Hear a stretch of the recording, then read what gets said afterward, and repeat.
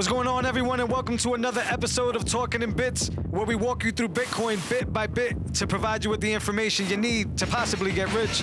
I'm half of the team here at Talkinginbits. Ben, what's going on, man? What is going on? Small little victories for us. This is episode 10, man. Episode 10. Congratulations. Thanks for you guys following along. To the last-time listeners, first-time listeners, thanks for showing us some love. Yeah, man. It's been fun. Yeah, definitely, man. A learning experience for sure. Absolutely. Yeah. So we got a bunch of stuff to talk about. I want to talk about NFTs. We talked about it a little bit last week, but I kind of felt last week that we were like groupies of NFT. Like we were just so excited about people getting paid all this money. Insane amounts of money. Right. And whenever you see insane amounts of money, it kind of spikes you up and gets your interest. So, in the week since, you've seen some weird stuff. Not weird, but more on reasons why it's not good and longevity. Yeah. And I want to talk a little bit about that. Yeah. All right. So I don't know how these things are going to retain their value after 10 years. So when we talk about the non-digital version of this, the analog version of this, we talk about like buying a painting, right? And then that painting sits around for years and years. And it basically builds value, inflates in value, and it holds your value and it stores your value, all that good stuff. This is the digital version of that. Yeah. How do I know in 10 years that my 16-bit kitty...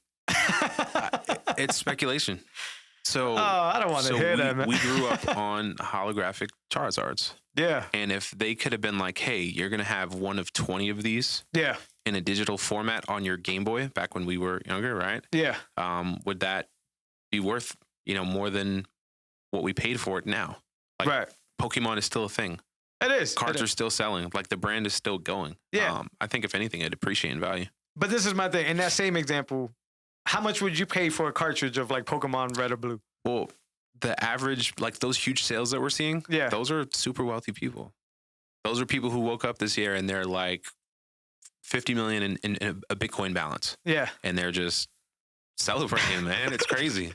For real. Because who's going to pay 600 grand for that 16-bit kitty? That's my thing. And that's why I was excited about it. Yeah. And then I keep hearing that, like, there's not enough long-term data on this thing, on NFTs as a whole. Yeah. But then we get into like Kings of Leon, which is a band. They're going to be the first band, I guess, officially to drop an album as an NFT. So, and I got to stop myself. Sometimes I think NFC, NFTs. But so in this situation, I think it's a great idea. Absolutely. On music. And we talked a little bit about it. It gives creators power. Right. Right. They're able to deal directly with their audience. Yeah. See you later, labels. Like it cuts out the middleman. Bitcoin cuts out the banks, and NFTs cut out the middlemen of the music industry. Yeah. So, it's going to be exciting to see the space kind of explode. Like we talked about it before. Nipsey had created an album or mixtape and he sold X amount of copies for a really expensive price. Right. So it's that idea, but now on blockchain. Well, my thing is why would I go to an NFT to do it when all right, in the same Kings of Leon example. Yep. They could go and on their website and do something like a BTC pay server and get paid for their album in Bitcoin. So am I missing what's the difference between just doing that and making an NFT? Is it that I didn't read the Rolling Stones article? I think it was a Rolling Stones article. I don't know if they're making it like they would have to make it like a certain amount, like exclusive for this to matter. Yep. Would you agree with that? Yeah, from what I'm seeing. Okay. It's limited copies. So it could be the equivalent of Drake saying, hey, I got these 20 tracks. You're only going to be able to get them on whatever. The NFT. Okay. Yeah. And that's built off Ethereum, but I keep hearing people saying that it's as easy as a Bitcoin core developer like doing the same thing over here. But right now it's on Ethereum. I think it's crazy. As for the future of NFTs, I just think there's not enough data. Yeah. I think you're right. I think these prices are going to eventually go away because it's going to get saturated like a lot of things. And I don't know. In that same Pokemon example, I would not go out and spend like 10K, let's say, on a cartridge of, Pokemon Red or Blue. Yeah. So it didn't age well in that example. Yeah. But you're right. A Charizard, on the other hand, for some reason, I'll probably pay a little commands more. People's wallets. Yeah. Right? But it's just, all right. Yeah, we got to get some time on this because that's the thing about, there's not enough information. There's a trader that I follow. Pokemon cards are still trading at like at a really expensive price. If you have like a premium set from back then, like this dude, I think Logan Paul was involved with some stuff recently with Pokemon. Okay. And trading like decks or whatever. But yeah, man, it's retained value. So it's if hard. they get into NFTs, I'd probably buy one. Yeah. It's just really on the price, like depending on the price. And then right. here's the thing: you can always resell. So like like Mark Cuban was saying, he was like, he created a GIF, they turned it into an NFT, and people just bought and resold. And then him as the creator, he gets royalties on that for every sale. Yeah. Like that's where the power goes to that the situation, creator. Yeah. I do like that. Yeah. So, I mean, if an artist comes out with a song, like it could be sold and resold. Yeah. Like I guess I'm just having a hard time determining what value is because, like, I got a stack of comic books, like 150 comic books, and I asked somebody, "Hey, are these worth getting checked out?" Yeah. And what a few people actually told me is you might as well just use it as like gift wrapping paper. Like this is worthless. So I'm just like, what am I gonna? Yeah. Like, I don't know what value is, I guess, because I thought those were valuable, and I do know Pokemon cards are value as of what you're telling me. So. Yeah, NFTs has a long way to go. It's exciting, but I think it's one of those, like, everybody's just hype about it. Yeah. But not enough research or info was put on that. Yeah. All right. Yeah, it's still cool to watch. There's some really cool art, like we've been talking about as well. Like, yeah. But it's still cool stuff, it's still early, and everybody's kind of having that conversation. Like, will this be here in 10 years? Yeah, at this level. Yeah, I agree. It just needs to prove to me that it can, like, if what I buy retains value. Yeah. But there's also people that buy, $2,000 sneakers, right? And then that's valuable to them, and they hold on to that. So maybe I'm just the one that's missing out. In the music industry, I agree. I think that's going to be really cool. And anything like that, like video related and stuff like that, because if you can give me uniqueness, like something I can't get anywhere else, like imagine, this is just an easy example, but the NFL doing like a specific Super Bowl insider cam thing that you can only get like 80 of, right? On the NFT. On the NFT. That I'm really cool with. But I don't know the art thing. I'm a little bit weirded out about the art thing. Yeah. But anyway, speaking of Mark Cuban and getting Kevin O'Leary. Want to talk a little bit more about that? Yeah, they've become Bitcoin apologists lately. I mean, years ago, these guys are both, call you stupid if you were investing in cryptocurrency, essentially. Literally. And, now they're singing a different tune. They're saying, oh, yeah, Kevin O'Leary specifically, he's invested up to 3%. Yeah. And he's invested also in creating probably a mining farm that is run off of solar or, renewable energy. Did he? I didn't hear so that. Yeah. That's what he's hinting at online. Really? Okay. It's funny how fast he converted, though. Yeah. I still think he was like on Pomp's podcast, maybe like December. Yeah. And he was still like, nah, man, you know, his facade, because it's a facade, right? Yeah. That's not who he really is in real life. But he had that Mr. Wonderful facade on Pomp's podcast, and he was just like, oh, never, Pomp, you're going to have to, I'm putting real money into something that doesn't exist. And here we are. February, March. Tesla de-risked Bitcoin, right? They bought. I would argue Michael Saylor did. Michael Saylor did. Yeah, but yeah. And even more so, like, everybody knows Tesla. Yeah. You know what I mean? And Mark Cuban seems to be hinting at, like, he's been talking to Peter Schiff. Have you been seeing those? Yeah. He's Peter Schiff he needs to pay me to follow him on Twitter. Like, he just says stuff. It's like annoying. It's like yeah. And these dudes like put up with him all the time. Yeah, I think that's his character. Probably. Like, yeah. I hope it is. Yeah, he's collecting. If he's an investor and he knows anything about investing, like we talk about, right? He's probably a much better investor than I would ever be. And I have Bitcoin. If he doesn't have Bitcoin, I'd be very surprised. Yeah, he probably has some at this point. But yeah, seeing those guys online literally every day, just going back and forth. Yeah. Like, he said something to Elon Musk. And did you see what Elon responded with? No.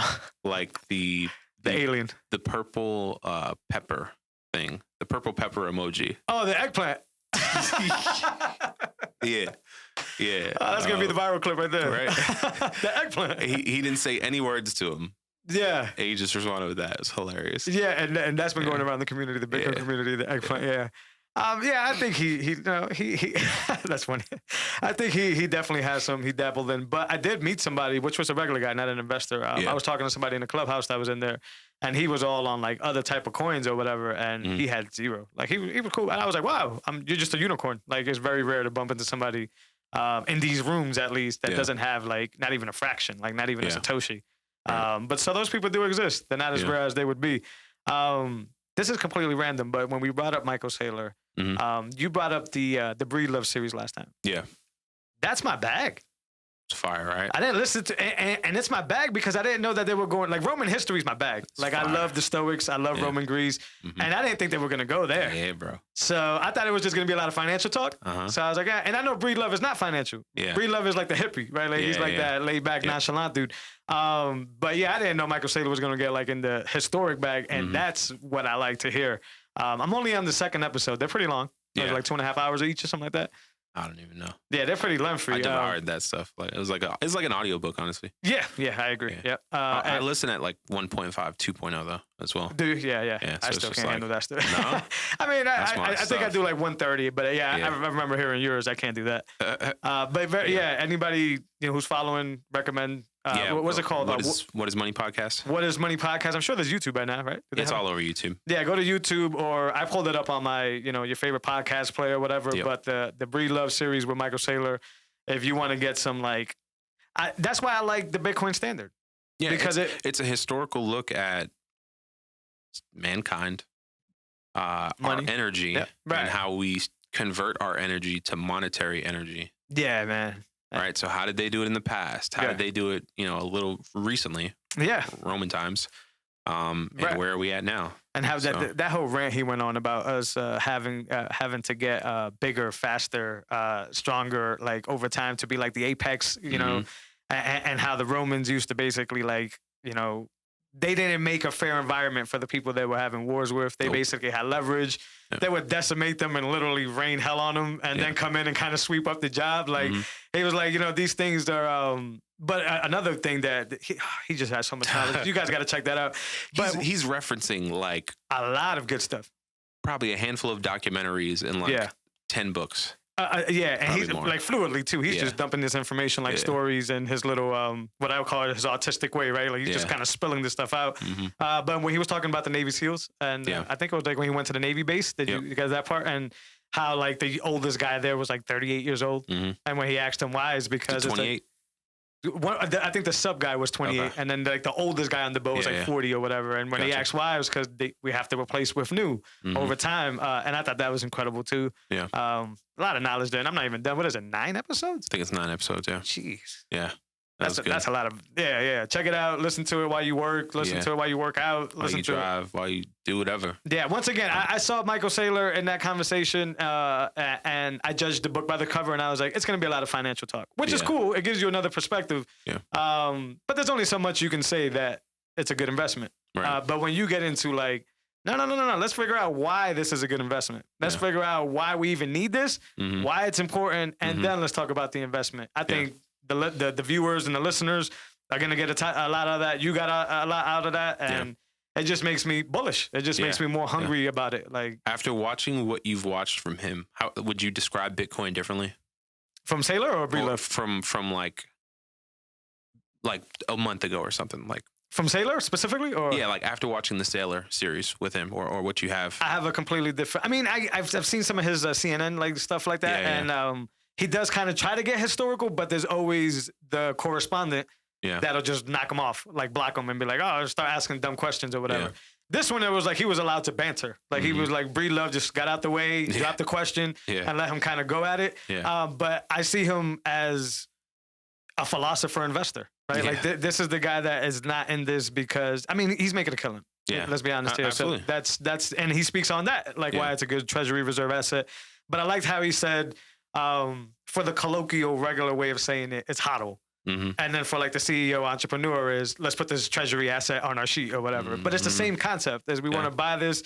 And a guy that is very knowledgeable in both arenas. He's super knowledgeable. Dangerous guy. And not in a bad way. Dangerous, like, he's already shown what he can do for Bitcoin, and he hasn't even stopped. I don't even think he scratched the surface yet. Yeah, man. So, we're still early. I see him different. I see him different. And not that I saw him bad to begin with, but when I think CEO, MicroStrategy, talking to CEOs, I think just a lot of numbers talk. Like in my mind, I'm just like, that's interesting. You know me. I like the philosophy of Bitcoin, the tech. But he's just knowledgeable in both arenas. Yeah. So you can listen to him for a while and not get bored. Like, this dude's just going nuts. I can't imagine what the other 7 episodes have or whatever. Yeah. I did want to bring that up and back to the tech of Bitcoin and why we're so bullish on it for many reasons. Security has gotten a new uplift. I haven't read much on this, but there's an I2P, which is another anonymous layer on top of Bitcoin. That just help with you being anonymous when transacting. I think the Bitcoin core developers are really big on this, like not being able to have your identity traced back, which is, once again, this is why this is needed. But this is just another way of them doing it, another layer to do that. I don't know if you've heard of CoinJoin. No. Yeah. CoinJoin is not a security protocol, but it's a way to kind of mesh your coins with somebody else's, but you still end up with your coins. But on a system level, like if somebody were to look at that transaction, it's just a mesh of a lot of people's Bitcoins. Hence CoinJoin.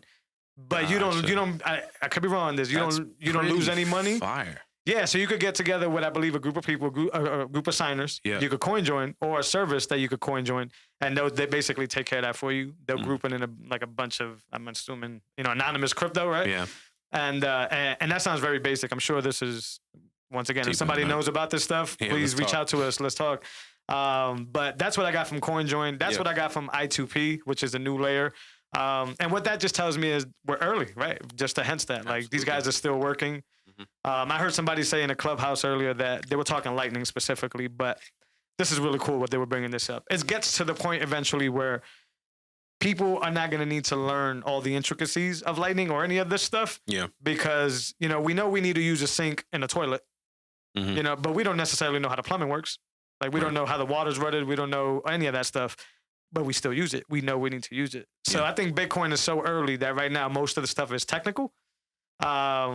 But it gets to the point eventually where all this stuff would just be seamless, and the average person won't have to worry about how their Lightning transaction works. Yeah. And again, when Apple eventually gives you your phone with a Bitcoin wallet, they'll make it easy. Them or someone like them is going to make Lightning easy. You know what I mean? Like, eventually it'll all get easier. Jack Mallers, like what he's doing with Lightning, what he's doing with Lightning, on the background, and that's only possible because of Lightning and the Bitcoin network. Yeah, but I agree with you. As soon as these companies, I think that that Jack Dorsey, was it the Square Bank opened up? Yeah, I think they're gonna incorporate Lightning. Probably. I think I hinted in one of the episodes before where I don't know if business wise he would want to crush a Strike and like kind of take their business plan. But I think it's only a matter of time. I mean, you're gonna have competition. And you're going to be able to do the Twitter thing where you could like pay people to Twitter. I don't know about you. Before we go forward, I haven't met a person that I would pay for their tweets. Yeah. Now, that doesn't mean that the information now can't change and adapt to make me enticed more. But if you tell me right now, if anybody charges me like whatever, $1, whatever, I'm probably not going to do it. Yeah. But that's why I think Square is going to open up Lightning, because how are you going to handle all these dollar transactions? Like all these small transactions? Or is it going to be like a minimum? You can only sign up, follow the person for like $4.99 or something like that. Yeah.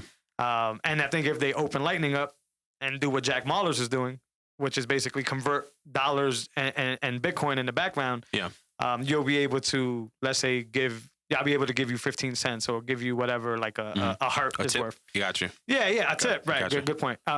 Give you a tip, and then Twitter as a company, but Square as the backing company that's handling that, can do that a lot easier than just having to transfer $1 or 15 cents. You know how expensive that's going to be on a banking level? Yeah. So that's why I think they won't do Jack Mallers' style of app. Yep. But it's only a matter of time before Cash App and Apple, like you said. These guys are. Yeah. I mean, if they're not thinking about it now or talking about it now, they're going to be very soon. They should. We're seeing banks, again, change their stance on Bitcoin. Yeah. People are opening up. I think it's JP Morgan, and Citibank. Yep. A handful of them are talking about opening up basically over-the-counter trading again. That's huge. Yeah. So Citibank's papers. Did you see that one? Yeah, I didn't read the papers. Citibank's paper. I saw some of the highlights on there. Yeah, basically the future. Everybody has good things to say. This might be the future of international transactions. Right. You know what I mean? And that's just echoing to these guys, big CEOs that are not in yet. Like, it's the dominoes are falling for sure. Yeah. I think the big domino, you're right. Whether it's Apple, I hope it's not. I hope it's like a smaller Bitcoin company or whatever. But when they figure out how to like basically, allow me to do these things without knowing what, like, I don't even care what it is. Most people don't even know how their bank works. Right. Most people don't even work how their bank app works, right? So if they can just handle Lightning payments and Bitcoin payments in the background and just let me push a button like Cash App, that company is going to do well. Yeah. That's when the consumers are going to start coming in. But I like that the core guys work on security a lot. I mean, they work overall. I'm not going to try to limit what they do to the network, but Taproot is another one. I don't know much about Taproot, but I know that's another security protocol level for anonymous transactions. And I think that's already been approved, like, by the developers. Like that's coming soon when the nodes get consensus and stuff like that. So really cool stuff happening there, man. Absolutely. So we wanted to get into two-factor. Yeah, let's talk about that. What is that? But 2FA is basically just a second verification. that's usually tied to a specific device, whether it's your phone or your laptop, that you determine from the beginning. And it's just, if you want to do a vault, it's a vault over your vault, if that makes sense. So in theory, you're the only one that can get the codes. Yep. Google has the most common one, but I think there's a few other ones out there. Yep. And it's usually just a second verification. I think the simplest way is, hey, do you want us to send you a text? Yeah. That's like the old school way, or like, hey, and it's still around. Do you want us to? We send an email with a number, But a lot of the crypto apps use Google's. Authenticator. Yeah, and it's important. I mean, we're talking about security. We're talking about your future. We're talking about your Bitcoins. We talk about the fact that you are your own bank. Right. So these things are important to keep up with. Even if you don't want to read the white papers and do all that stuff on this stuff, it's still important because, the more like Michael Saylor stories, the more you feel safe and secure, the more you trust that your investment is actually going to lead to future wealth, right? Yeah. And not just a Ponzi scheme or something like that in that sense. So, You got 2FA, I'm assuming? Yeah, so I have it. I just want to break that down. Like, it's good to enable that if you try to log into, say, your Coinbase account, or I don't know if Cash App has it. Kraken has it. Was Kraken? Kraken has it. Yep. I use it on them. Yeah. So when you go to open that app, it's going to ask you for your 2FA code. Yeah. You then load up your authenticator. I use Google. You load that up, and then it gives you basically a passcode on your phone that you enter to get into the site. So even if someone was able to hack your, say, email and password, they still need that 2FA to access your account. Right. And it's only tied to one device. Yeah. Yeah. So what happens if you lose that device? You just have to set up for a new, do the QR code thing again with the new device. Gotcha. I think so. Yeah. If you lose your phone or you just upgrade your phone, just load up Google again, go to your BlockFi account or wherever it is you're going to go in. Snap a picture, do it all over again, and you get a new link. Reset. Okay, yeah. I was thinking about that recently. I think if you get SIM swapped though, you're still they can actually get that. I could be wrong on that because I think it's device and not phone specific. But a lot of people still keep saying SIM swaps is like a big thing. Like there's people getting beat with SIM swaps. I have T-Mobile, and I called T-Mobile and I was like, hey, this can I make sure that anything that changes on this account, I have to actually go to the store and give my license for. Yeah. And they did that. Now they're going to honor that. We're about to, hopefully has we never. Silly note in his account. Yeah. You know what I mean? Like, we're going to ignore this. Who do you think he is? Yeah. So, so I read that on Reddit somewhere where somebody was like, listen, you can activate these type of security protocols. And then if somebody were to call to try to swap your SIM card to their device,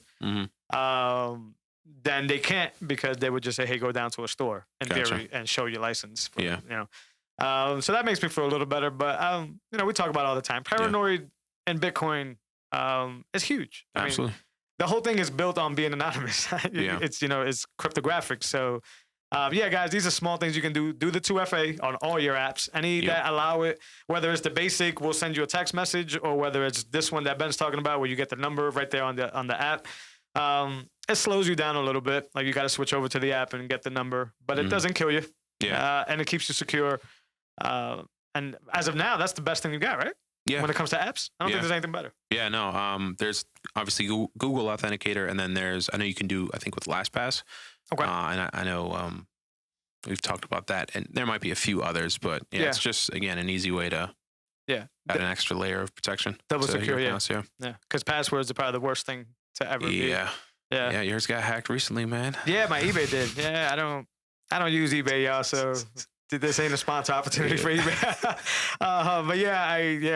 I long story short, I got a message saying that I put up an iPad. I don't own an iPad for like $600 in Europe, and that the person was waiting. There we go.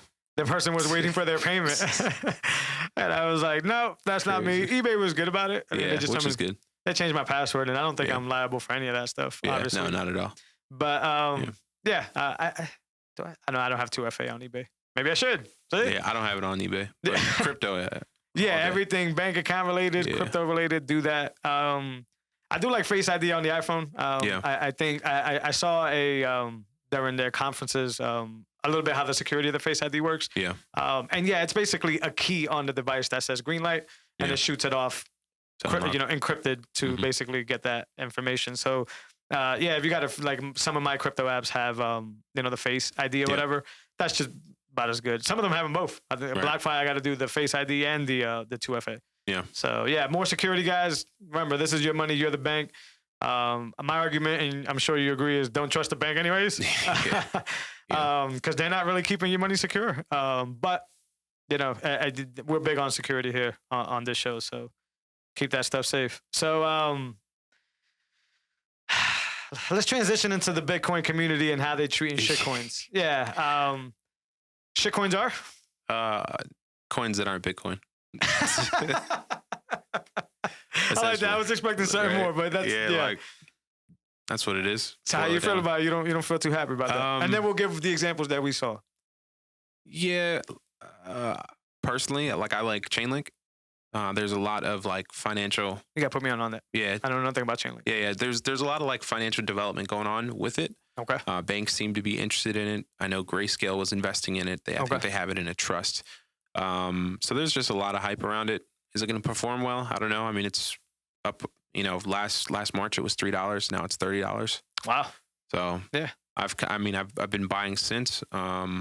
So yeah, that's one of my biggest holdings. But these people would call them shitcoins. And so on Twitter, there's the back and forth of it's almost like Bitcoin purists, and then there's crypto folks who kind of do both, and it's weird. And then if you're going to talk sideways, don't do that. Yeah. You know what I mean? You might see me in Miami at Blockchain Miami, at the event. I might bump into you in person. Yeah. You know what I mean? Don't talk sideways. It's going to be internet. Awkward. Yeah. I haven't gotten nobody to talk sideways, but I just buy Bitcoin. But I also don't shit on shitcoins. Yeah. I just think there's been a lot of petty stuff. I keep bringing up Clubhouse because I spend a lot of time in these rooms. They're fun rooms for the most part. So what are the best rooms as well? The Bitcoin rooms, right? So if you go to Swamp Bitcoin, they actually run Cafe Bitcoin, which is and they have a bunch of rooms in there, all different countries. That's usually the one I'm in. Bitcoin's and a few Lamar and a few other folks run the Black Bitcoin Billionaires. Mm-hmm. That's a really good group to get information there. They seem to be the most welcoming of new people. And the ones that are willing to answer newbie questions over and over and over again. Because they really care. Right. I've literally sat there and listened. Yeah. This is no knock to a specific Cafe Bitcoin room because there's a lot of different ones. Mm-hmm. But I've gone into rooms where the guys, they're pretty much there every day. And then I think they've gotten to the point where they don't feel they should be answering these questions for people. Yeah. I've heard a lot of people get literally pushed to the audience. Hey, listen, man, we already answered that question a little while ago. Mm-hmm. That person may have not been in the room a little while ago. Right. And all you could really say is, hey, man, here's a link. Right, and you could go check out. Or go to Swan Bitcoin, type that in. Oh, well.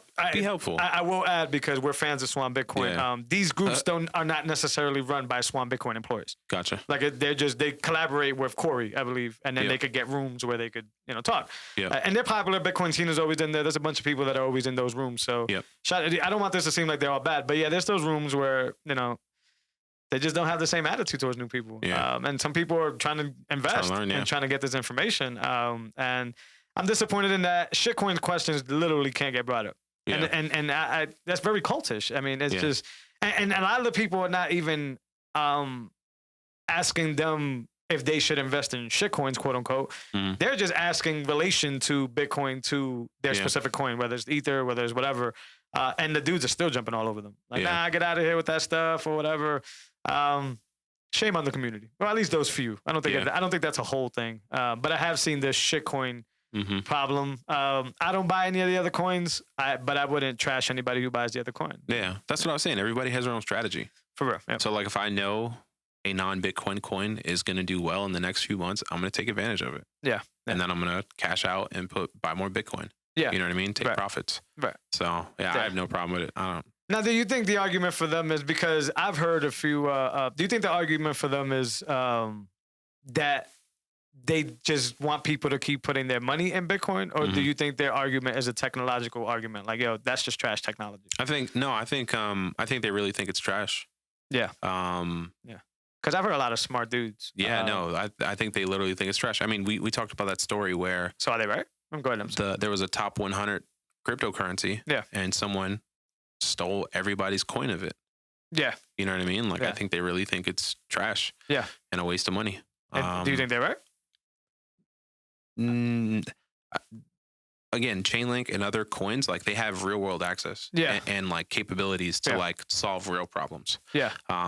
So like, obviously there's going to be Bitcoin and then there's going to be Strike. Do you think Strike eventually makes their own coin? The way an exchange makes their coin, like the Binance coin? Yeah. You know what I mean? Like, I'm not sure, honestly. Yeah. I've heard like a lot of the Bitcoin developers in these rooms as well, basically just lay it out. Like, yo, it's because XYZ, right? Yeah. It's because this is not a workable system. It's not a functional system. Right. And to me, I'm under the belief that these coins do have real world use, and there can't just be one technology. There can be many technologies, right? But I also understand when a technology is flawed, it will let a lot of people down. Like there'll be this one situation where it just falls apart completely, and that becomes a problem. So I've chosen at the moment to not invest in any other coins. But just like my Bitcoin enthusiasm, it's because of a technology level. I need these things to prove themselves.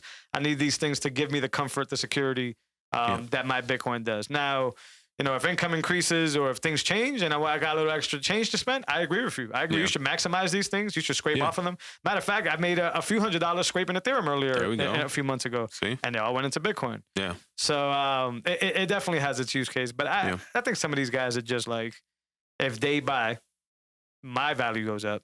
Stop spending your money on the other coins. Keep putting it in Bitcoin. Some of these guys. I'm not saying that's the philosophy. Yeah, maybe. And I've just heard some weird. I hope that changes. I don't know. I don't know why the Black Bitcoin Billionaires room is different, but you're right. It just seems like they care about onboarding people to Bitcoin. Yeah. And you know those clubhouse rooms on the Cafe Bitcoin. Yeah. They just gotta like make it clear in the headline, like no newbies allowed. Or something, right? Like just because you could change the headline title at any the room title. So be specific if you don't want the questions. Yeah. Some of them say lightning specific. We're talking about some of the Bitcoin core developers talk about the tech. Yeah. But I've seen some nasty dudes, bro. I've seen dudes arguing back and forth. Nah, don't ask that stuff. Get out of here with your shitcoin terminology and all. And I'm just like, I leave those rooms. I'm like, man, you just lost on that one. That's not what we're here for. But yeah, if y'all listening, the attitude in the Bitcoin community, if you're new to Bitcoin, just go find somewhere else. You'll get information, whether it's this podcast, wherever you go. And if you're, you know, experienced in Bitcoin, you know, have patience for the new people. You were new at one point too. Right. And investment requires a lot of trust. And for a lot of us growing up, trust was not a thing, right? And if you can't trust, you can't invest because a lot of it's a gamble. It is a gamble completely by definition. So, you know, some of these people just need to get warmed up. Some of these people just need to understand what it is. And some take longer than others to figure out what that is. I still got people telling me that they have no interest in Bitcoin. Yeah. That's cool. Yeah, bro. I'll be here telling you the price every time. I've seen people on my timeline. Some like, you know, stop trying to sell me Bitcoin. Really? And I haven't seen that. Okay. I don't know for what reason. I don't know. Like directed to you, or you just snooped in? No. Okay. I was like, yeah, no. That's a little animosity. On their own wall. They said they took like a few calls from friends. And I wouldn't be calling people. Yeah. I don't know why your friends are calling you. Listen, I'll send you a link. Yeah, I get no benefit if y'all buy Bitcoin or not. Yeah. You know, there's the arguments that we made more from me. I mean, what do you want me to say? But I do think that if people inform themselves, this is life changing, right? This is one of those things. I mean, compare Bitcoin returns to gold. Yeah. Right. Stock market, NASDAQ, S&P. Right. Like real estate market. Right. It outperforms. Did you see that they found? I forgot. Somewhere in Africa. Don't hit me on that. That they found like gold. Yeah. I saw the video. Yo, bro. But it was wild, bro. It was wild, but they weren't beefing though. Everybody was kind of not yet. Damn, they was like. That was intense. So that goes back to the argument. Yeah. There's technically unlimited amount of gold. Yeah. I mean, you keep finding this stuff. I seen somebody comment that's from that area that was like, yeah, listen, our mountains are filled with diamonds and gold. So it's like, this is the most valuable land, right? Like around. So when we talk about scarcity and we talk about these things that, you know, if there's only a fixed amount, it makes it, you know, more, you know, valuable if you own a piece of it, land, all that good stuff. Yeah. So the argument for the gold guys, if I could keep finding this stuff, you know, and we talked about it before, even if like asteroids or like, you know, small pieces of meteors land and there's minerals on that. Gold isn't soaring right now, and it has a $9 trillion head start against Bitcoin. Yeah. You follow me? Right? Yeah. Because it has a bigger market cap. Right. When Bitcoin, it's 10 or 10, 11, Gotcha. right in that range. Yep. When Bitcoin gets to 10 trillion, and everybody with gold starts jumping ship, it's gonna go nuts. It's gonna come down. But you trust the math, right? Like that's the thing. That's like, what I'm looking at. Hey, like we're gonna run out of Bitcoin. At some point. Absolutely. Yeah, it's mining. It's like it'll mine past our lifetime. Like new Bitcoin will be created. Yeah, sure, yeah. But this it's scarce. I saw this number earlier, and I could get them off, but I think I'm close. 900 Bitcoins are mined a year right now at the moment. That rate will continue to drop as the math continues to go up, right? And these companies are buying like $2,000 at a time, so they're sweeping up the year supply and then the previous year supply. If that makes any sense, because just because there's only 900 doesn't mean there's 900 in existence. Is it 9,000? Is it 9,000? I think it's 900, dude. Is it 900 whole coins? Yeah, and I could be wrong on the math, but either way, the point that I'm trying to make is that these CEOs now are buying more than the year supply that can be mined. Mm-hmm. So it's just going to bottleneck everything, and it's going to make it really. Yeah, I think Grayscale had bought the majority of the Litecoin that was created last month. Do you know if Litecoin has a end cap? Don't know. Yeah, I don't think so. That's important to me. But even still, these institutions are buying big amounts of coins. Back to Kevin O'Leary, I think he bought some ETH too, right? I think so. Yeah, Bitcoin and Ethereum. Yeah, and every time these big guys do that, it kind of affirms my position. I'm going to hold some Ethereum. More Bitcoin, and I'll dabble in altcoins, but yeah. I think my stake on it is, like I told you before, I'm okay with being late on it. Yeah, like that's okay with me because it's the financial gain. Right? I'm not in a rush to get more fiat if it's gonna melt. Right. But yeah, once I start learning more about Ethereum, I know it's gonna be big with these NFTs. Yeah. I keep hearing. I haven't seen a good example of it, but I keep hearing in the video game industry is gonna be big. And all that smart contract stuff's gonna be good, but they got to get those gas prices down because, like I said last week, the number one thing people look for when transacting is fees. Look, I'm not trying to lose half my money to fees to send Ben something or whatever real quick. That's not gonna work. So.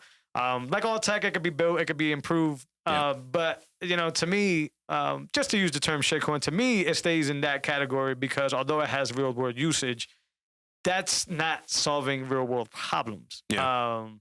And when you solve the financial problem, like Bitcoin has, there's only so many of those problems in a lifetime that anybody can ever solve. Right. Ethereum is basically like the new PlayStation 5. Yeah. Like it's new technology that's doing something dope. Yeah. They just rolled it out. Right. But they'll update it and there'll be newer versions of it. We've already seen that 2.0. Yep. So invest in that, but in my opinion, not with the same vigor that you would invest in sovereignty, right, of Bitcoin and stuff like that. Yeah. But yeah, as for the whole, and we'll probably get killed for this, but as a whole community, you don't have to crash on shit coins like that. Yeah. Like let people do what they do. Yeah. Like it doesn't. More for you. More for us, more for the people that really believe in it and all that. But I think some of them just really want to see that price spike. Yeah. And they fear that if these markets are sucking up a lot of the money, capital. It makes it. I mean, again, institutions aren't buying altcoins. Right. Some are. I like altcoins. Altcoins better than shitcoins. That's what I call them, right? That's actually the official name. Yeah, that's the official term. Yeah. But again, most institutions aren't buying Ethereum and all these other things. Yeah. Some are, but most are just buying Bitcoin. Right. And so I think there's over 45 big institutions that have now bought into it. Yep. And as they continue to, obviously the price just goes up. Right. So yeah. I also heard I keep bashing on him, but Ethereum too, the owner or the founder, the Vitalik or whatever. Yep. I don't know how true this is, but I guess he mined a boatload of coins that he kept for himself before this thing went big. Whatever. So that's not bad. I mean, you're the owner, you're the founder. You should. But, when we talk about fiat and we talk about the fact that you could keep printing them, there's no end cap to Ethereum, right? And this is not solving the money problem, so I'm not trying to relate that. But there's a problem when you can just make as many as you want on things, not just fiat. So that problem, and you kind of gave yourself the head start. That's like if Satoshi existed and was like, yo, I'm going to take half of this first and then y'all can have the rest. I'm going to take the first 2 million coins. Y'all got 19. Yeah, I worry about Ethereum. Not because it can't solve problems and not because the technology won't get better, but because these networks are a lot of marketing. These networks are a lot of trust. And when you start hearing stuff like this about the founders, imagine hearing every time you deposited some money into PayPal, Elon Musk was scraping 10% off of it. Yeah. Not the fees, on top of that. Yeah. You would immediately just not trust PayPal. You would not trust the network. You wouldn't even do business there. Right. So imagine knowing that the guy who created this, this whole network is basically is already a huge head start. He's a billionaire just off of your expense. Right. it doesn't mean don't invest. It just means I have a different view on it, at least, and things like that. But I like research, right? I like verifying, not trusting. Right. I don't know if these stories are true. So I recommend everybody just, that's the term in Bitcoin, right? Don't trust, verify. Yeah. Yeah. Verify your information. Go do your own research. Don't let nobody call it a shitcoin and you give up on it. Yeah. If I have any advice, I'm sure you would agree. Mm-hmm. Go research what the coin does. Oh, absolutely. Yeah. And invest that way. Yeah. I mean, like Shaquille O'Neal talks about when he started investing like Jeff Bezos, and it was the whole like believe in what you invest in. For sure. You know what I mean? It's a comfortable investment. Yeah. Yeah. Do that. Research what it is. Don't just buy it. Yeah. Yeah. So just like you would research a stock. I mean, that's the funny thing. I know a lot of people that do stocks and are still like skeptical about crypto, and I'm like, well, just do the same thing. Research the tech. Research what it is, and just put some money on it. Like it doesn't have to be different. I'm just passionate about the philosophy, right? I'm passionate about that whole feeling of it, but who cares? You want to make some money? Go make some money. Right. Like it's just, I would put money in crypto more faster than I would put even in Apple stock, even in Tesla stock. I would put my money. I'm not a financial advisor. This is not financial advice. Yeah. I would put my money on crypto 1,000%. Ethereum, everything over going in the stock market. But the thing with me is I don't dabble in the stock market. Yeah. So I'm going gung ho on Bitcoin, at least for the time being. I do like Ethereum and what it's doing, but they got a long way to go. Yeah. For sure. I'll be late to that party. It's all good. Yeah. Same here. I mean, I'm holding some, but I'm not like too crazy about it. You just gotta be careful. That's more speculation. Mm-hmm. I think Bitcoin has already passed the point. Bitcoin's proven. Yeah, it's already passed the point where it's been prodded, it's been tested, it's been, So, but I always like to think this. In the beginning of Bitcoin, there were people saying the same thing that they were saying about these coins. So don't give up on these coins. Just follow the research, follow the industry. I can't say NFTs enough in this conference. It's probably like 100 times already, but NFTs is really dope, really big, and that is running on a non-Bitcoin network, on Ethereum network. Mm-hmm. So it's good to check it out, even though this is a Bitcoin podcast. And why is it running on Ethereum? Smart contracts? Gotcha. I think so.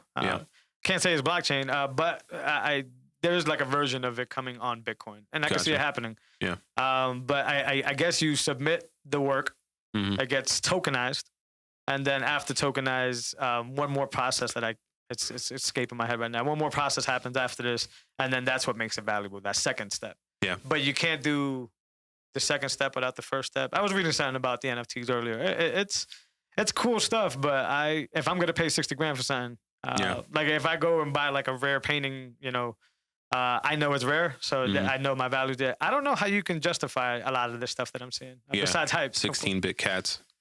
16-bit people. And I know rich people live a different lifestyle, but damn it. Is that the equivalent of like the Bitcoin filthy rich people? Like they'll keep that value up there?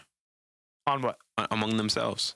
Like the Bitcoin, the dudes who have 100 million plus in Bitcoin right now, are they just going to keep their wealth in those things for the next forever? And NFTs? And NFTs, like the 16-bit NFTs that they call it. Like, are these the new Mona Lisas for the ultra rich of this new generation? Some of them we've seen.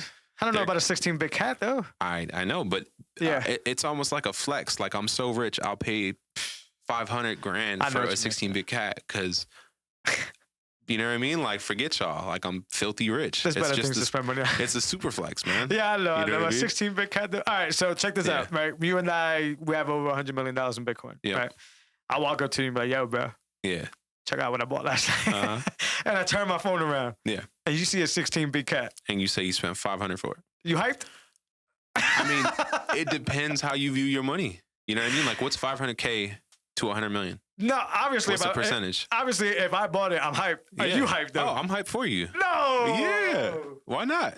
Because you're going to look at me like, dude, why? I would. I mean, at that point, I already know why. Because of what I just said. Fair. Like, I'm going to buy this 16-bit cat for $500. And it's going to hold its value because the new wave of filthy rich Bitcoiners. I gotta ask somebody in these rooms. Yeah. Why does it hold this value? I guess that's what I gotta ask somebody. Is it because it's scarce? I think it's just a flex, man. It's scarce and it's a flex. Yeah, like what makes the blockchain give it value? Because I think that's the step. What tokenizing it, I guess is what they're saying. What makes that so valuable of a process? Mm-hmm. Is it sort of like Saylor gets out with Bitcoin, where it's like stored energy and all that stuff? Is that the concept, or?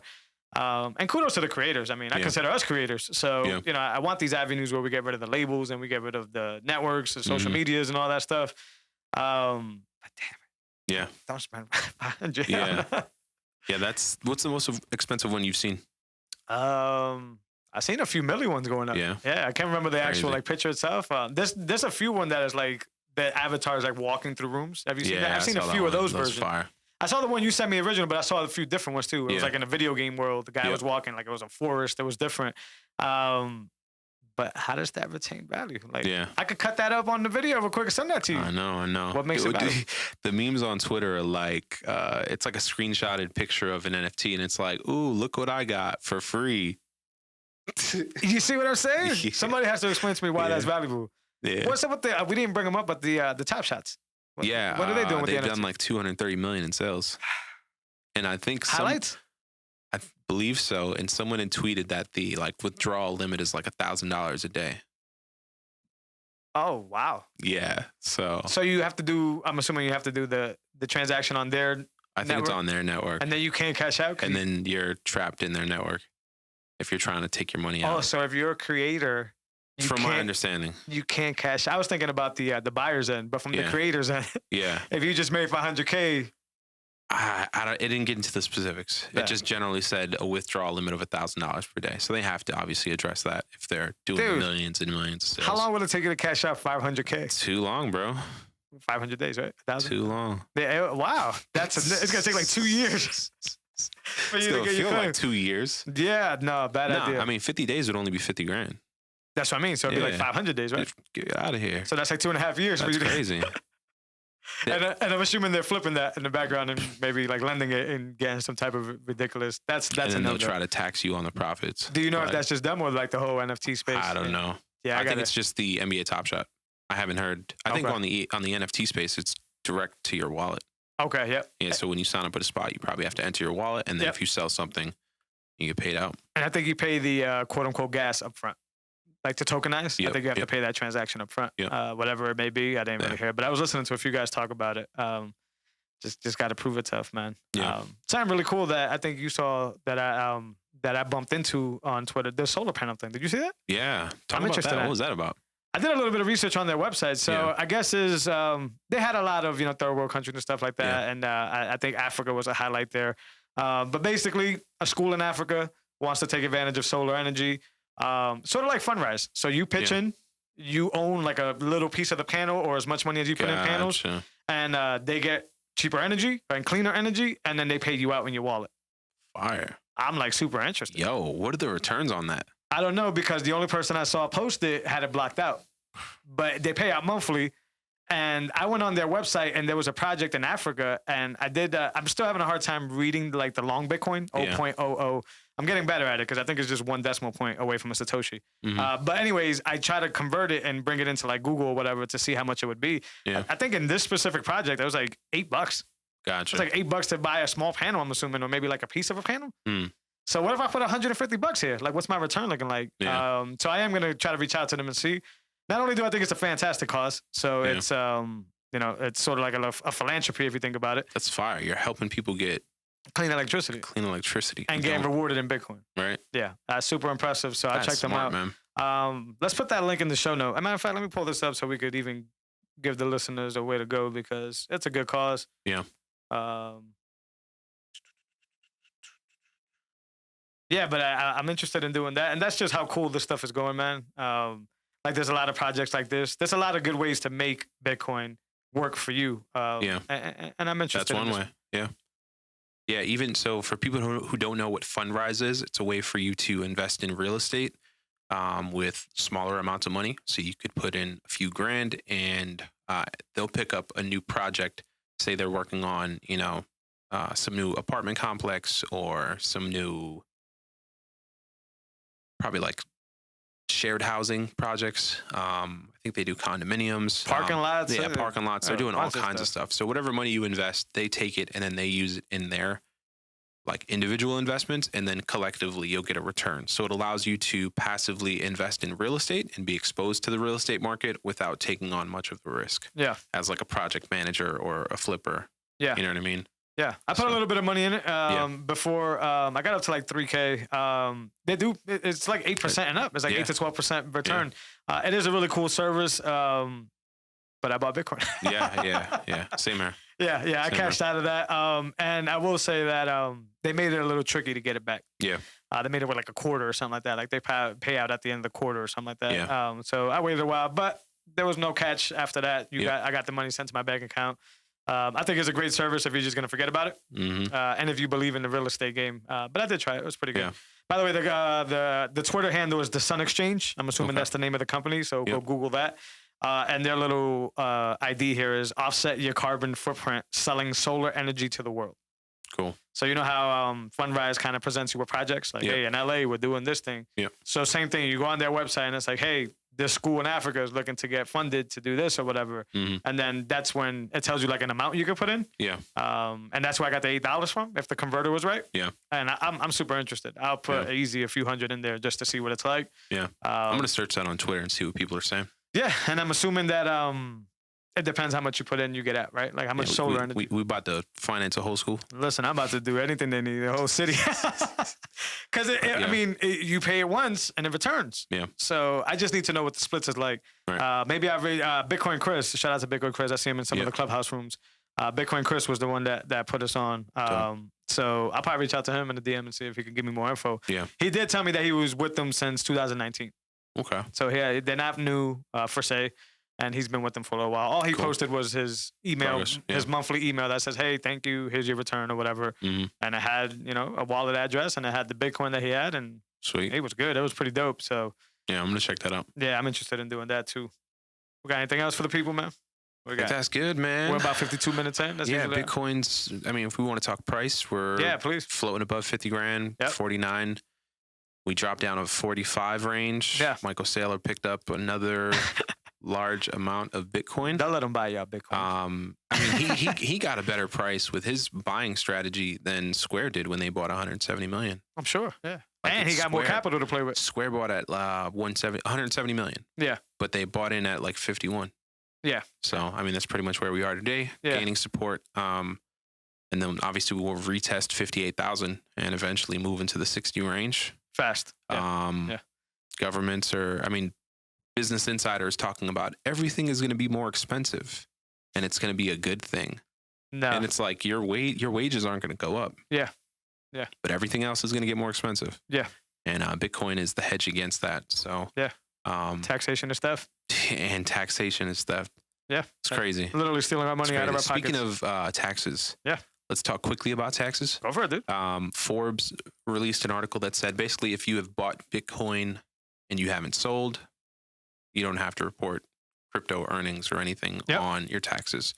So we need to find someone who has like a CPA so we can get them on. Sure. To talk crypto and taxes. That's a really good idea, yeah. Because everybody's talking about this. And yeah, so we'll work on that. I think the only thing I know is that as long as you don't exchange it for fiat. Yep. Yeah. Yeah, you're good. You should be good. Yeah. Wallet to wallet. Again, if you really needed a loan, there are services that will loan you cash. Yeah. So I'm glad we brought this up. So correct me if I'm wrong on this though.